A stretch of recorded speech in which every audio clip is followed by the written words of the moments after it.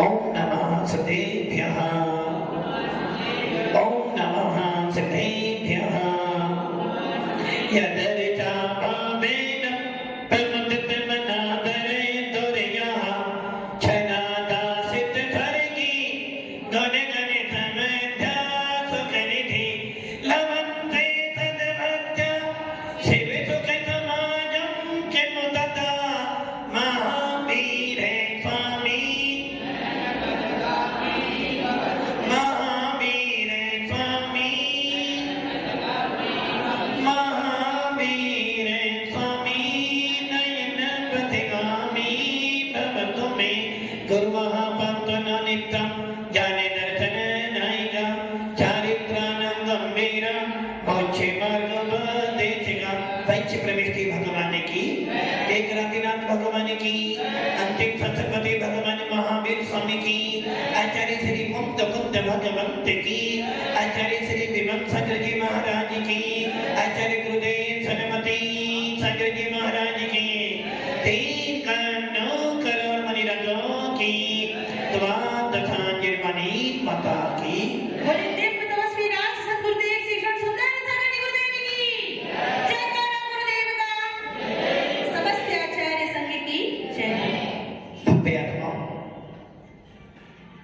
भगवान महावीर जाना माना नाम।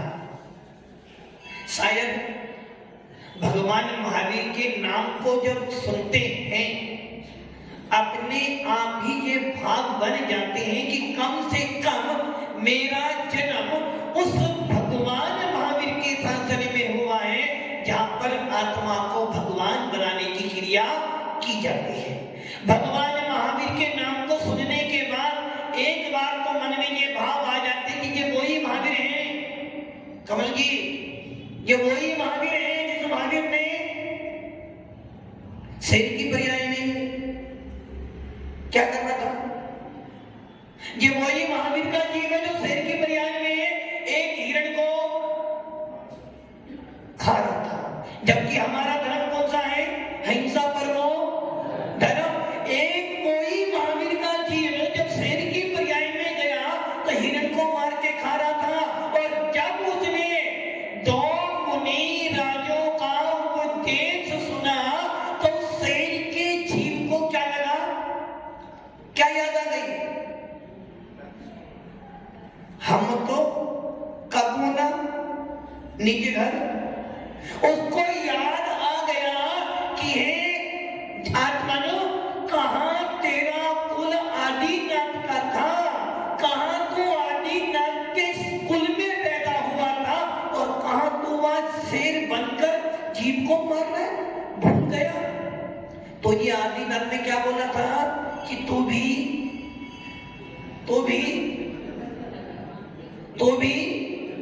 मेरे जैसा, ये भी मेरे जैसा बनेगा।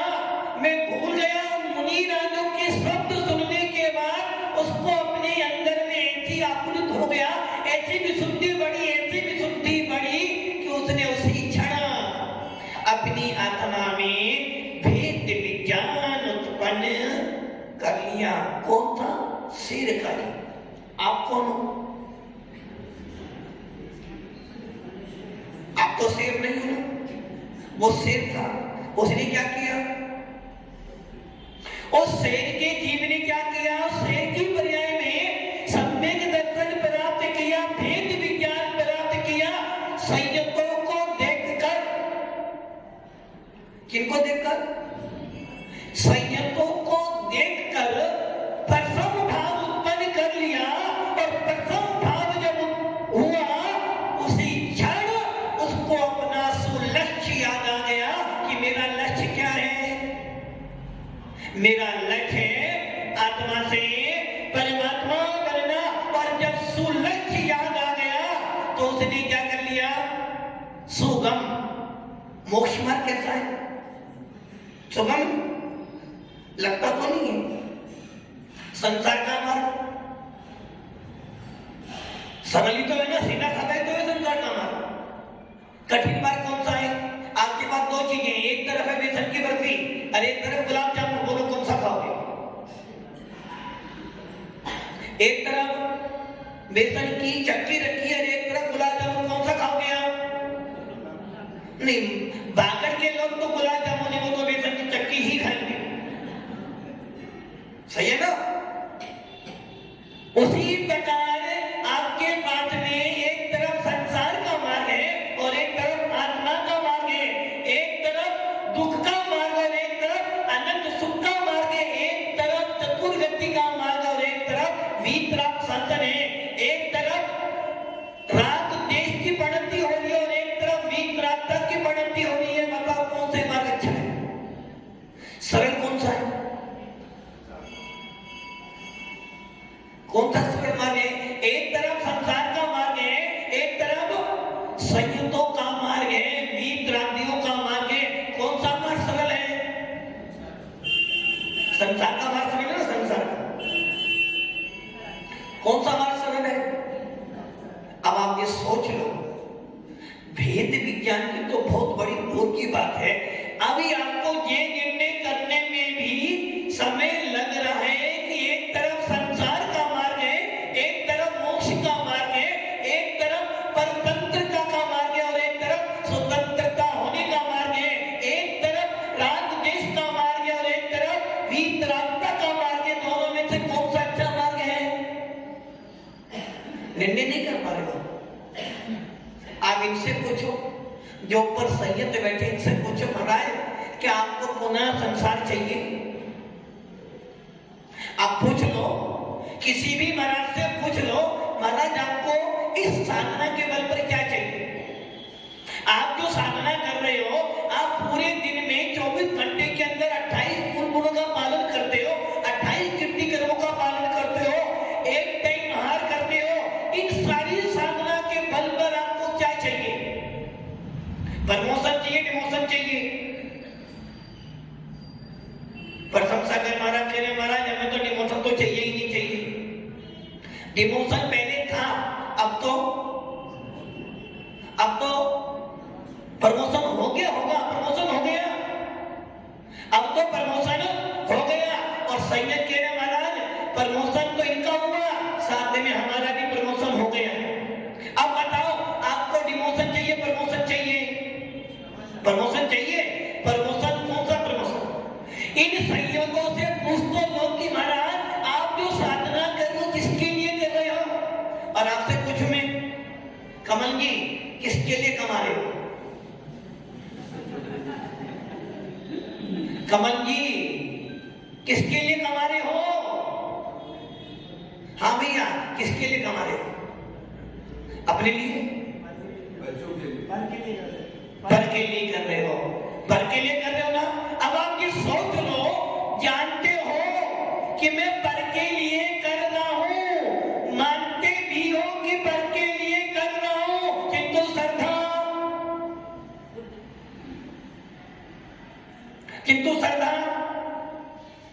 इनसे पूछो महाराज किसके लिए कर रहे हो? वो महाराज कह रहे थे हम तो आदिनाथ के वंशज हैं। संयत जी कह रहे हैं, संयत कह रहे हैं कि हम कौन है? आदिनाथ के वंशज हैं। और वो संयत कह रहे हैं महाराज आदिनाथ के वंशज तो हैं, किंतु वंशज होने के बाद भी किसके लिए कर रहे हो साधना? किसके लिए? आखिर आपको इस साधना के बल पर क्या चाहिए?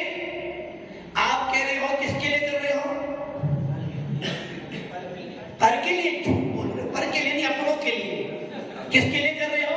अपनों के लिए। और इन महाराज से पूछ लो, महाराज किनके लिए कर रहे हो? अपने के लिए कर रहे हैं। आप अपनों के लिए कर रहे हैं और हम अपने लिए कर रहे हैं। बस यही तो अंतर पड़ रहा है आप में और हमारे में। साधना तो हम भी कर रहे हैं। और आचार्य भगवत पूज्य पाद स्वामी, आचार्य भगवत कुमार स्वामी जी ने तत्वार सूत्र के 9वें अध्याय में मुनियों के लिए लिखा है कि मुनि बने हो तो तुझे सर्दी गर्मी नहीं सहन करनी पड़ेगी, सर्दी गर्मी सहन करनी पड़ेगी, भूख प्यास सहन करनी पड़ेगी, पैदल चलना पड़ेगा, कांटे भी चुभेंगे, सूल भी चुभेंगे, फूल भी चुभेंगे। और ज्यादा तो छोड़ो, हर 2 महीने में, 3 महीने में और 4 महीने में एक बार क्या केस क्या करना पड़ेगा? केस रोक भी करना पड़ेगा। केस रोक तो करेगा, उस दिन तुझे उपवास भी। कोई मेरे से कह रहा था महाराज आपने केस रोक किया, हार करने जाओगे? अब आप ये सोच लो, जिस समय कुमकुम स्वामी, मैं चिंतन करता हूं बार बार, और जितने ये संगत बैठे ना चिंतन करते हुए में आता हूं, जो कुमकुम स्वामी 11 साल के थे जब मुनि बना, और 11 साल का बेटा, जिस माँ का 11 साल का बेटा यदि एक टाइम भोजन ना करे तो माँ क्या समय, यदि वो 11 साल का बेटा एक दिन भोजन ना करे तो माँ परेशान हो जाती है। यदि वो 11 साल का बेटा 2 दिन भोजन ना करे तो डॉक्टर के पास ले जाती है। वो कुमकुम स्वामी कौन? कुमकुम स्वामी 11 साल की उम्र में क्या बन गए? महाराज बने। केस रोक तो किया होगा या किया ही है, किया ही होगा ना। और उस समय उन्होंने उपवास, अब सोचो केसरो 11 साल का मुनि केसरो कर बैठा है और कल उसको हर के लिए जाना है, किंतु उसके मन में ये भी भाव नहीं आया कि कल मुझे कौन हार करवाएगा और हार में क्या देगा। आप घर में उपवास करते हो आज तो 7 दिन पहले यदि एक आसन भी करना हो तो घर में आकर पूरी की पूरी महाभारत। अब आप सोचो उस कुमकुम स्वामी के जीव ने 11 साल की उम्र में केस रोक करके जब वो मुनि बनकर बैठे होंगे, मन में भावना क्या भारे होंगे कि मैं जो ये साधना कर रहा हूं ना, ये साधना मेरी किसके लिए? अपने लिए ही, अपने लिए। और जितने ये संयत बैठे हैं, इन संयतों का लक्ष्य क्या है? एक ही लक्ष्य है बस। अब वो लक्ष्य है कि मैं जायक स्वभावी आत्मा हूं।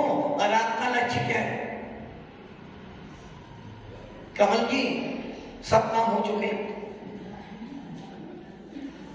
कुछ बाकी है?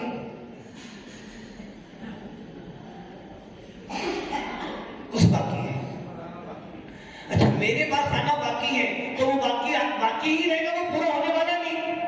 भव्य आत्माओं ये ध्यान रख लेना, जैन शासन भगवान महावीर की वीतराग शासन में हम पैदा हुए हैं। हमारा लक्ष्य क्या होना चाहिए? इस आत्मा के अंदर भगवान दिख जाए। आप संयतों के पास बैठे हो, वीर सेन स्वामी बार बार ये प्रार्थना कर रहे कि हे भगवान, कितना अच्छा सौभाग्य मिला है कि मैं स्वयं संयत होकर संयतों के लिए लिख रहा हूं। कुमकुम स्वामी चाहते तो उसी काल में भी अपने शुद्धों को करा सकते थे। जो कुमकुम स्वामी श्री मंदिर स्वामी के पास में होकर आया, वो कुमकुम स्वामी हम जैसे साधु संतों के लिए साथ लिख रहे हैं और कह रहे भैया, क्या कह रहे हैं भैया, जैसे आपका बच्चा सीए बन जाता है, सीए बनने के बाद डिग्री तो मिल गई, डिग्री मिलने के बाद क्या करता है? नहीं, कमाई नहीं करता। डिग्री मिलने के बाद भी 6 महीने 9 महीने साल भर तक किसी ना किसी सीए के अंदर में प्रैक्टिस करता है। डॉक्टर बन जाने के बाद भी किसी न किसी अनुभवी के पास में रहकर, वैसे ही कुमकुम स्वामी हम सब संयुक्त के लिए कह रहे कि हे मुनिराज, हे आत्मन, हे ज्ञानी, ज्ञानी होना, ज्ञानी होना। अरे बोल तो सही थी, ज्ञानी है या नहीं? ज्ञानी हो तो फिर हमारा उपदेश कोई काम का नहीं आपके लिए। अब महाराज से पूछो, महाराज ज्ञानी हो? कहेंगे महाराज हम तो अभी तो ज्ञानी तो नहीं बने, क्योंकि हमारे यहाँ ज्ञानी तो बस एक ही है। वो कौन है? केवल ज्ञानी। हम सब तो ज्ञानी नहीं है। यहाँ इतना है, अज्ञानी भी नहीं है। यदि ज्ञानी नहीं है तो अज्ञानी भी नहीं, और आप ज्ञानी बन चुके हो। वो घड़ा होता ना, घड़ा देखा? कौन सा? सोने का। मिट्टी का घड़ा देखो, जब वो घड़ा मिट्टी का हो या पीतल का हो, सोने का हो, जब उसको आप भर दे तो पूरा ऊपर से पानी डालो, और क्या होता है? पानी हो। और यदि पानी कम हो तो आवाज करता है, आवाज। और खाली हो तो धरा जा सकता। वैसे ही जब तुम ज्ञानी बन चुके हो तो मेरा ज्ञान काम आने वाला, क्योंकि वो सारा ज्ञान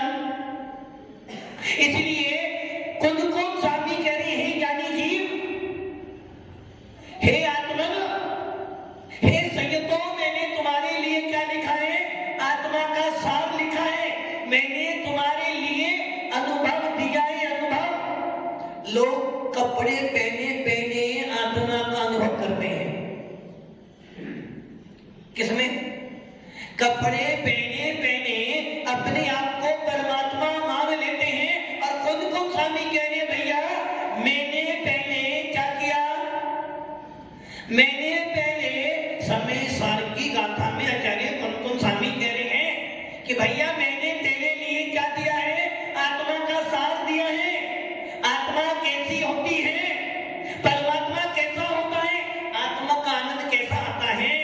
कुंकुम स्वामी कह रहे भैया मैंने तेरे लिए आत्मा का उपदेश परोसा है कि तुझे ध्यान रखना, ये अनुभव मैंने पहले, एक तरफ बर्फी थी, एक तरफ गुलाब जामुन था। आपने गुलाब जामुन खाया, सामने से बोला कि गुलाब जामुन को नमकीन है, क्या बोलोगे आप? गुलाब जामुन तो मिठाई है, मीठा।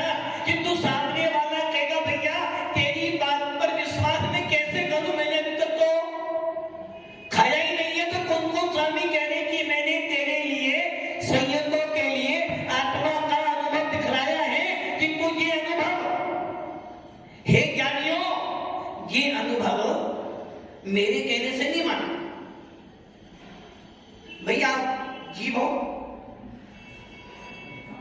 आत्मा हो, किसी ने बताया आप आत्मा? आप कुंकुम ने बताया आप आत्मा हो, फाइनल पक्का आत्मा हो। कुंकुम स्वामी ने बताया आपके अंदर ज्ञान दर्शन भी है, किसी ने बताया? कुंकुम स्वामी ने बताया आपके अंदर दुख भी है, सुख भी है, किसी ने बताया? कुंकुम स्वामी ने बताया। अभी सारी बात कुंकुम स्वामी बता रहे थे, तूने क्या किया? तुम्हें बुखार आता है तो कौन बताता तुम्हें बुखार आ गया? आप बीमार हो कौन बताता है? कोई बोलता है क्या बीमार हो? अपने आप खुद में बीमार हो और फिर डॉक्टर के पास जाते वैसे ही कौन स्वामी कह रहे भैया मेरी सुनी सुनाई बातों पर विश्वास श्रद्धा नहीं करना।